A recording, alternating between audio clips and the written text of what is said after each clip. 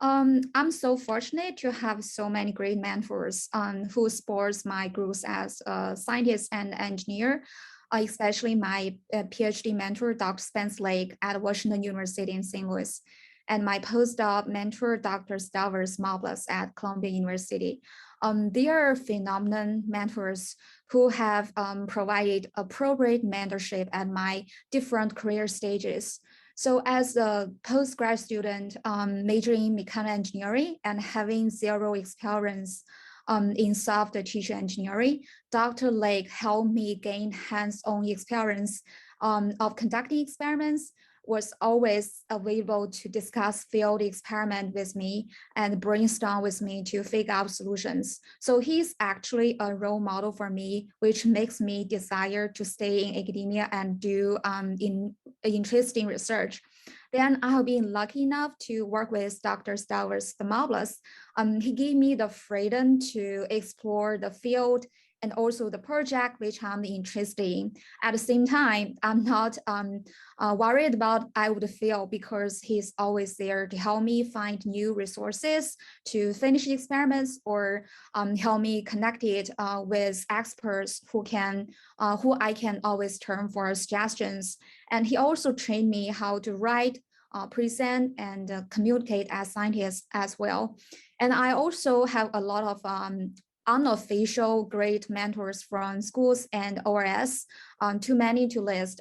By the way, I want to emphasize that ORS is a really great place, not only to learn core science, but also meet so many wonderful mentors who generously share their experience and give wonderful suggestions. My research actually focused on promoting regeneration of tendon and ligament. My aim is to decipher cues of mechanobiology and developmental biology, and then combine them with tissue engineering to treat degenerated or diseased tissues. So in details, my first research area is understand tendon mechanobiology regulated by the primary cilium. The primary cilium is an underappreciated subcellular organelle protruding from cell surface.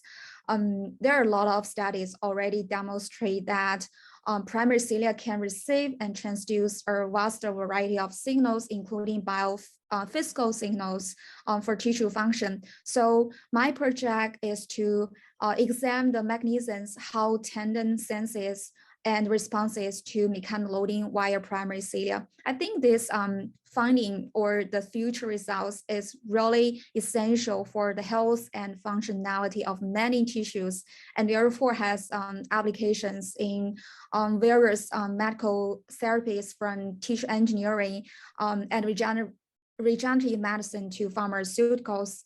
And secondly, I have recently developed my interest in tendon and CC stem cells after identify and confirming a tendon and CC specific stem cells using single-cell sequencing. I'm also excited about their regeneration potentials demonstrated by my preliminary data. So I think these specific cell populations with a special differentiation capacity could become a better cell source for promoting like tendon or NCC's regeneration. There has been a lot of challenges for me, especially during right now this transition stage from a dependent training to independent research. And I think just to summarize, the biggest challenge is right now for me is to communicate my scientific stories with big visions and also enough details in an interesting and meaningful way, especially when you have to write or wrap up your ideas for grant application with page limits and also present your results with, for example, several minutes during the conference or meetings. Actually, I did. I often do a lot of things. I relax by joining like open air yoga classes in Central Park before the pandemic, and then switch to jog around Central Park during the pandemic. The other fun things I always do is to explore places with fancy buildings with my husband. He's an architect and he would tell me stories, for example, about the architects who designed buildings and why the designs are functional and aesthetic. And I also enjoyed like some handcraft, including knitting, crochet, or origami.